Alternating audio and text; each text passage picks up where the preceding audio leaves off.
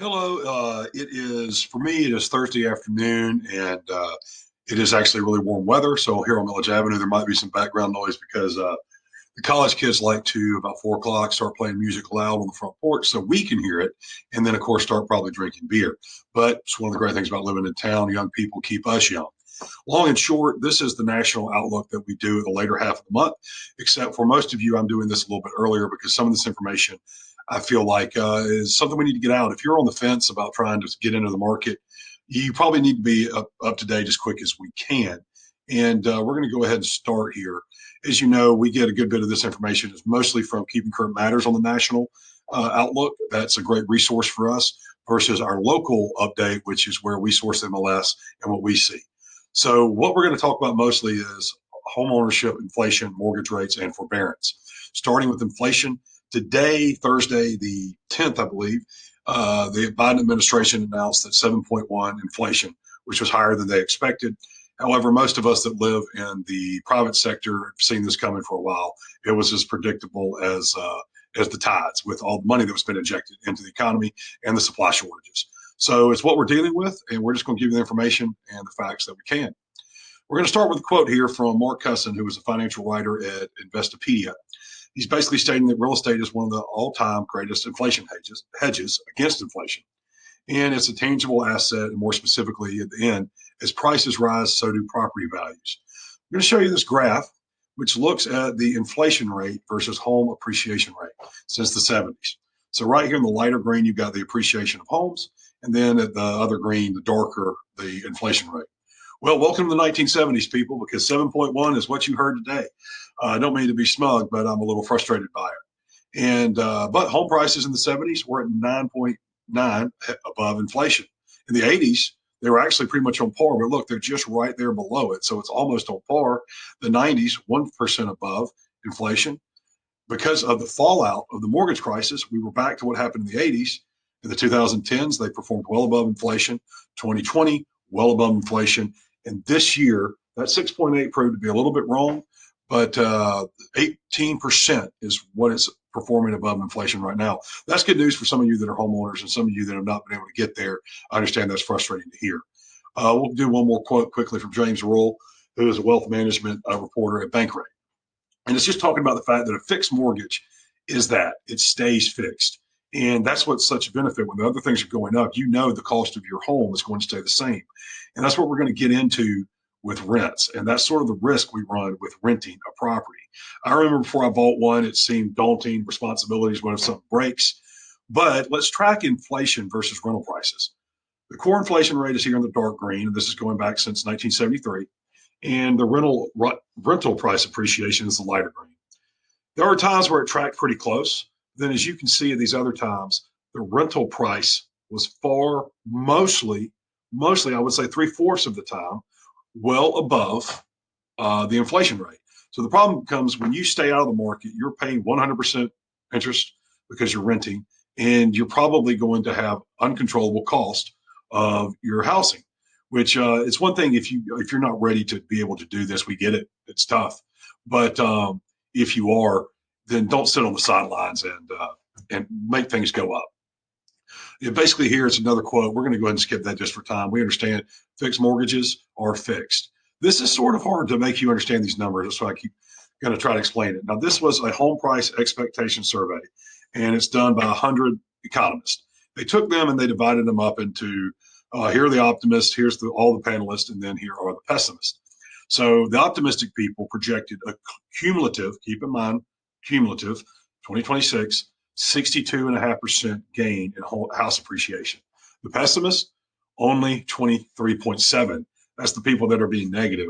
And of course, the average across all the panelists was about 43%. So the point here is that regardless of interest rates, we're probably still seeing home prices go up. We're in an inflationary climate. The best hedge against that has been housing, real estate. And let's take a look at mortgage rates since let's go back 30-year fix of January 2020 to today. So as you can see, before the pandemic, we started at 3.7, fell down way below almost 2.6, and that would have been 2021 beginning. And then as we came up to 3.5 here recently, which is still actually below where we were pre-pandemic. Now, I understand that we are going to see these rates go, and that's what we want to talk about. Where are they going, and how can we track it? So when you sit here and you look at the mortgage rates over since 2018, they've been upwards at almost 5% at one point, going all the way back down to 2.6, and now we're at 3.55. So while these rates are higher, they're not still very high. And we do hope that they will slow down appreciation and maybe help the economy. But right now, buyer demand is still very high. And, what we are going to see a lot of is you're going to hear a lot of talk about, well, the mortgage industry. The mortgage industry is contracting. It's getting less. There's less mortgages. That's going to be true, but let me explain why. So first of all, when rates went so low, everybody refinanced. I hope you did. If you did not, I apologize. You missed the opportunity of a lifetime. So what's going to happen is less people are going to refinance. Let's read this last part. In 2022, we expect purchase originations purchases to grow from 1.9 trillion to 2.1 trillion, while the refinance activity anticipated to decrease from 2.7 trillion to 1.2 trillion. That's 1.5 trillion less of refis. It's not referring to new purchases or new mortgages. So when you see statistics talking about mortgage activity going down, it will be accurate overall, but understand that doesn't mean purchases are going away. When you look at our mortgage rates compared to the previous decades, you've got the 70s, the 80s, here in the 90s, and then the 2000s, and now we're still far below it. Current rate 3.55%. So while they're going up, we have to keep things in perspective as always. One of the things you can look at to sort of track what 30-year rates are going to do is the 10-year Treasury yield, which is basically recently gone way up. And we'll show you another graph in a second, 1.43 to 1.81. For most of you, if you don't understand what that is, that's perfectly fine. You don't have to. That's not what we're telling you to do. But this is a great big indicator over the last 50 years for the 30-year mortgage rate. Let's look at how it compares since 1972. This is the 10-year Treasury yield compared to the 30-year mortgage rate. Do you see these lines? Do you see these lines? That is just eerie. I mean, how that tracks. So obviously, we'll go back to this slide. If that went up, 10-year Treasury yield, what are we going to see? Based on this, we're probably going to see those rates go up 3.8, 4.2, maybe somewhere in there.